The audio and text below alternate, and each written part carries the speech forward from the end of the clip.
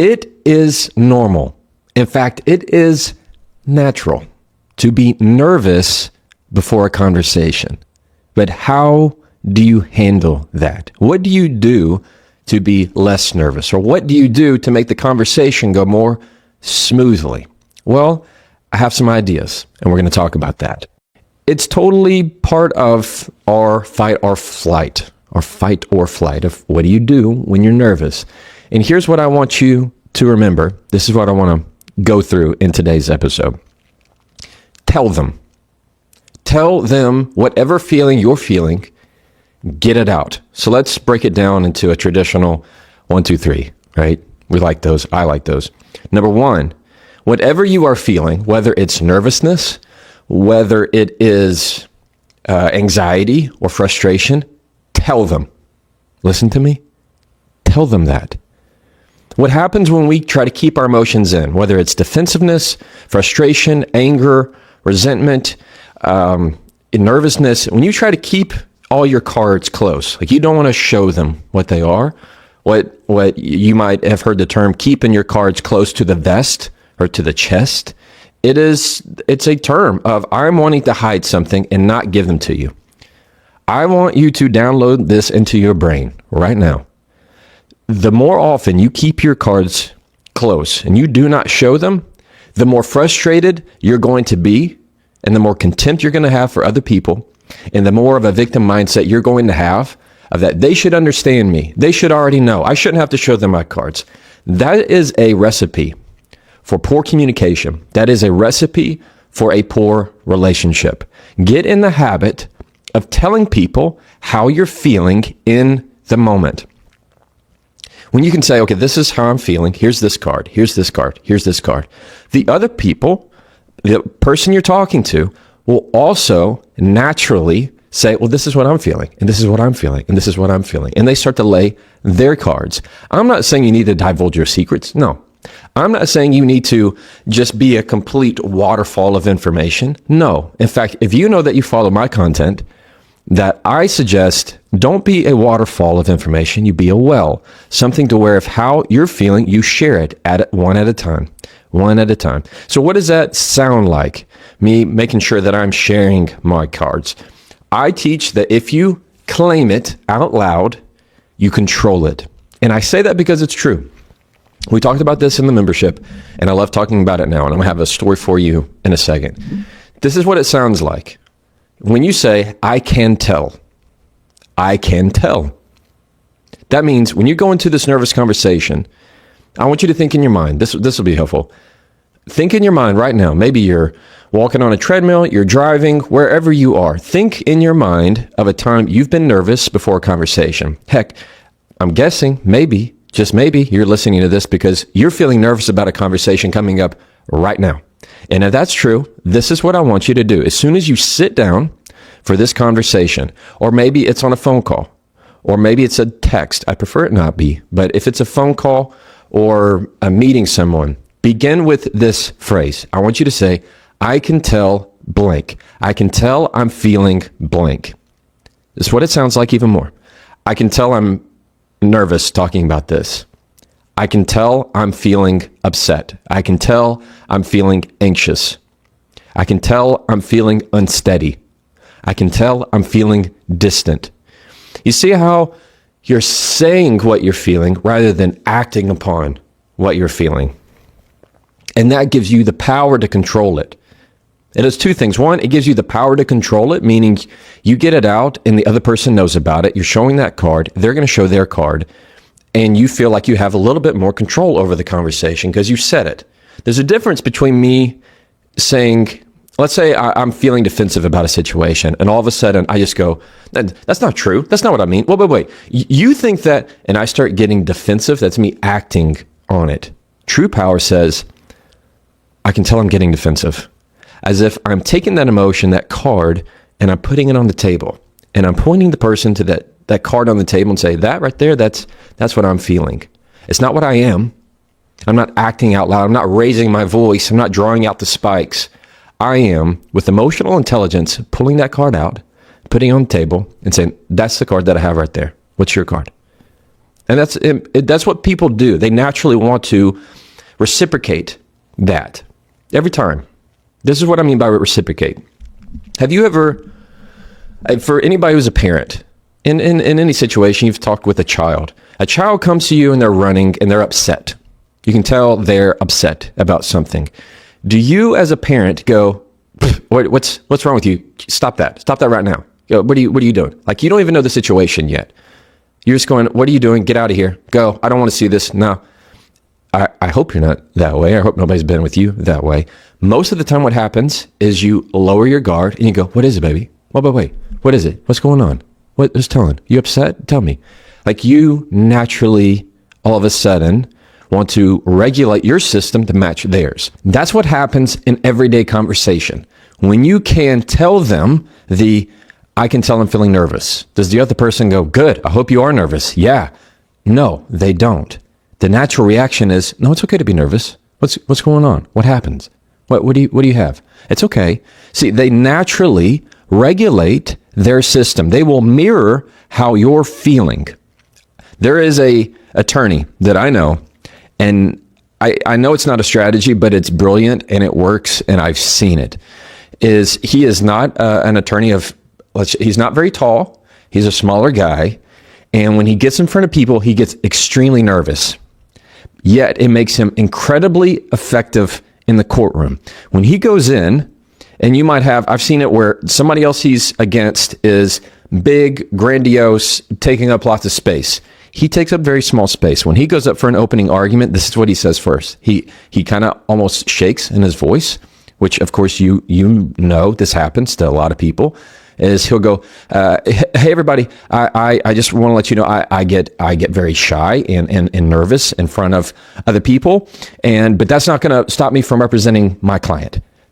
You hear how everybody in the room starts to root for that guy. Everybody in the room starts to root for that guy. We as humans love to root for the underdog, don't we? When you see somebody performing and you can tell that they're nervous, everybody in the whole crowd just kind of starts to cheer for this person and root them on. That's what happens in little bitty moments of conversation, is we want them to do well. It's okay. Get it all out. Let's talk about it. So when you can say, I can tell I'm feeling nervous about this, 9 times out of 10, I'd say even more than that, the other person will regulate their system and you'll have a much smoother conversation. And it's just more open. It's way more open when you can say, I can tell. I had a very good friend of mine, one of my closest friends. She had a call with a teacher for her son's school. And she used the exact same technique that I have talked to her about previously of, I can tell I'm nervous about this. I can tell I'm nervous about this conversation. I'm uneasy about this conversation. And you know what the person on the other line said? They said, no, it's okay. No problem. Yeah, let's just talk it out. No problem. It's like everybody starts to roll up their sleeve and say, okay, hey, let's just talk about this. And it pulls down their defensive. You see how that's way different than all of a sudden acting on that nervousness? Much more powerful. Number 2 that I really want to leave you with is this idea of when you try to use this phrase right here, when you say, I don't want you to take this the wrong way, but whenever you say that, I don't want you to take this the wrong way, but it is guaranteed they're going to take it the wrong way. It is guaranteed they're going to take it the wrong way. Hey, I don't want you to take this the wrong way, but I can promise you they are. I can promise you they are. What I want you to do is flip that to saying, you're probably going to take this the wrong way. And they won't. Here's the magic of that. When you try to come out of the gate with information that you're nervous about and you're afraid they're going to react strongly to, there's this feeling that we have to say, hey, I don't want you to be offended by this. I don't want you to take this the wrong way. I don't want you to think I'm being rude, but, you use that word but just has a way of deleting everything you said before. Like, I love you, but I can't do this. Like, it just erases everything. Whenever you say, I don't want you to take this the wrong way, but they will take it the wrong way. It's all they're doing is it's telling their system of, you should take this the wrong way. But when you tell them this phrase, when you begin the sentence with, you're probably going to take this the wrong way. In their mind, they go, no, I won't. Like, we are so wired in our brain to contradict what you're telling me. I will want to think the opposite. If somebody says this is going to be a really difficult problem or difficult conversation, we naturally go, no, it's not. I'm going to make sure you know that it's not. I'm going to want to disprove whatever you say. We love the contradictory. We love to correct people. We love to prove that they're wrong. We like to show them that it's differently. And whenever you say, you're probably going to take this the wrong way, they naturally in their head think, no, I'm not. I'm not going to take it the wrong way because I'm going to prove you wrong that I'm not. I promise you it works because it takes advantage of that natural reaction that we have to want to correct people and want to prove them wrong. When somebody says, you can't do that, what's the first thing you think of when somebody says you can't? Oh, yes, I can. Just wait. Just watch. You will change your whole life trajectory if somebody says you can't do something just to prove them wrong. Prove to them that you can. And sometimes it's yourself. I did this to prove myself that I can do this. It's funny how defiant we are. And when you can use what we have naturally to your advantage and leverage in the conversation, not in a bad way, but just knowing that's how you can better set yourself up. Instead of this, hey, I don't want you to be offended by this, it's guaranteed they're going to be offended by this. But when you say, you're probably going to take this offensively, or I know this is going to offend you, they won't. They won't. They will find another way in their mind of going, no, I'm going to disprove it to you and find that it's not. Cool? So that's another little technique that I really like. Number 3, what I want to have the takeaway for any time you're having conversations where you're nervous about them is because you are not breathing enough. I know I talk about breath and communication because it is part of communication. It is not separate from it. It is all expression and air that comes out of your lungs and out of your mouth. That is part of communication.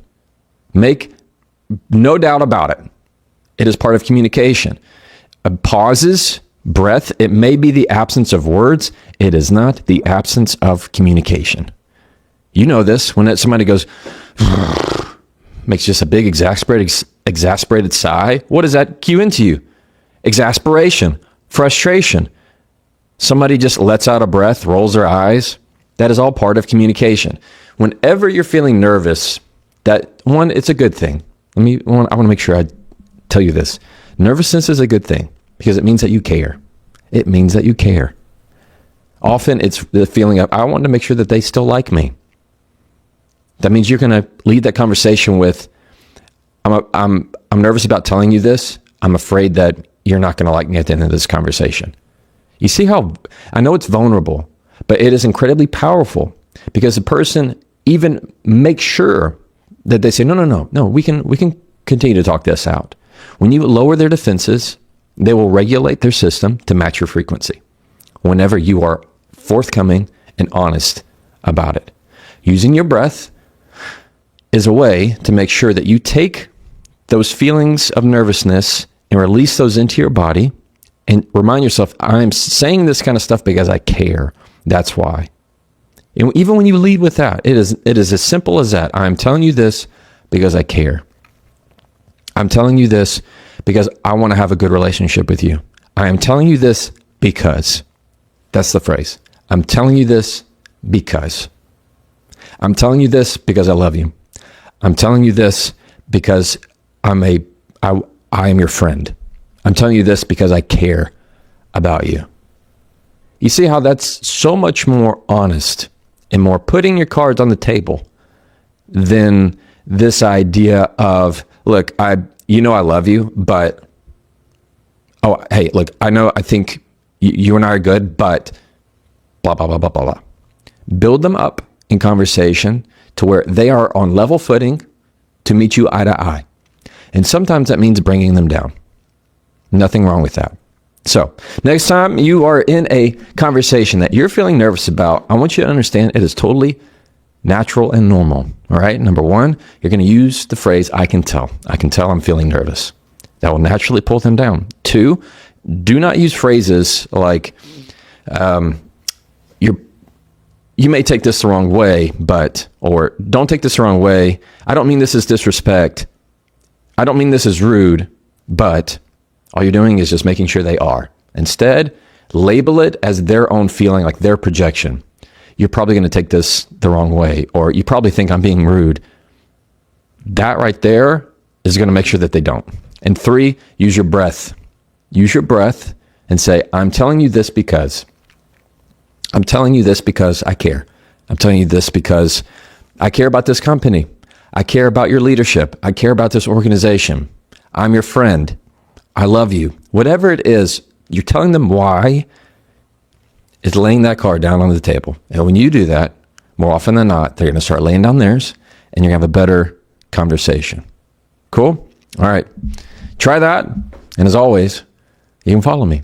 We all have moments where our emotions get the best of us, whether it's a hard conversation at work or a hard conversation at home.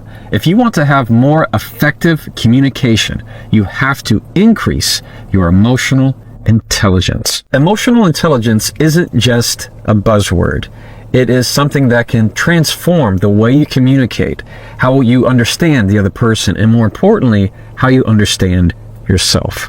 Emotional intelligence. I like to think of it as emotional fluency. In other words, I'm fluent in the language of my emotions. I can recognize my emotions. I can speak my emotions. And I can better identify those emotions in other people. And by increasing your emotional intelligence, you take more control over how you feel and how you can guide the interaction in the conversation. And I'm going to tell you how to do that in 3 easy steps. Number 1, use the phrase, I need. It's as simple as that.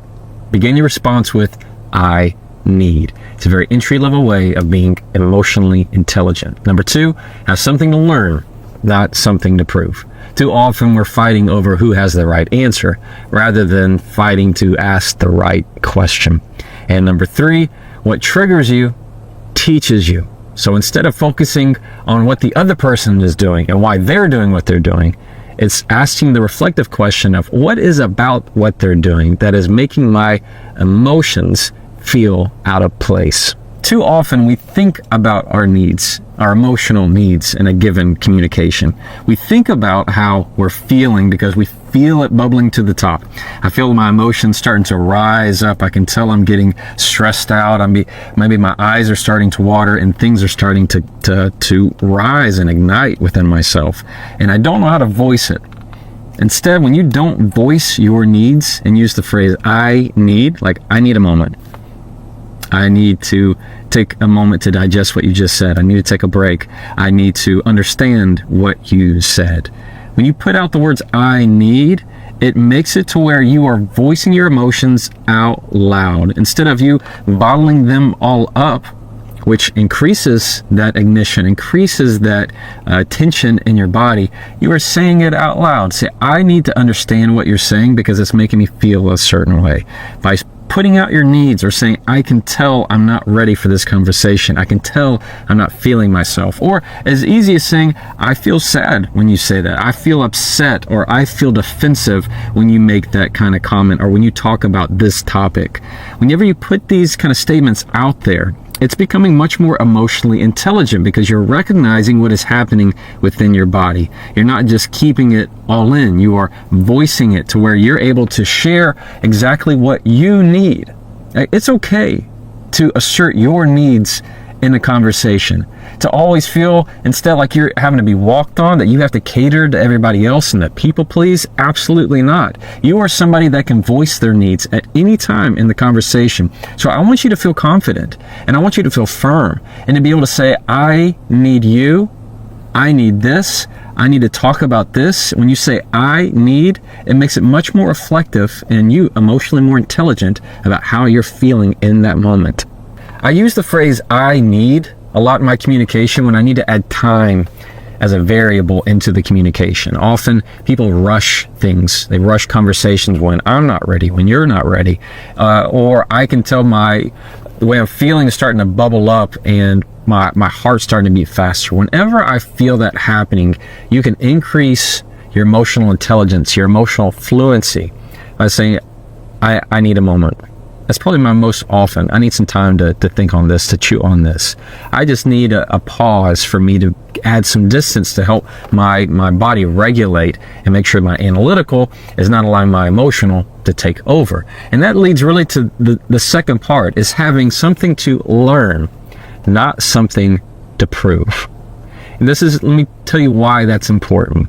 When you are focused solely on proving something to somebody, that means you see this all the time. People feel like they have to, or you have to, change their mind.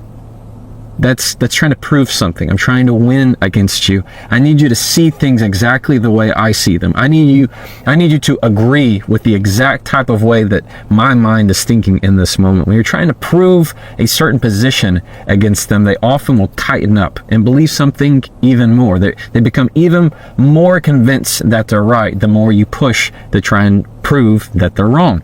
So instead, you become much more emotionally intelligent when you realize that's happening within you, and you kind of become, water off a duck's back is what the phrase I grew up saying, is water off a duck's back. In other words, you just let those kind of problems and emotions beat off of you to understand that you are much more concerned about what to ask them, the question to ask. And that means you have something to learn.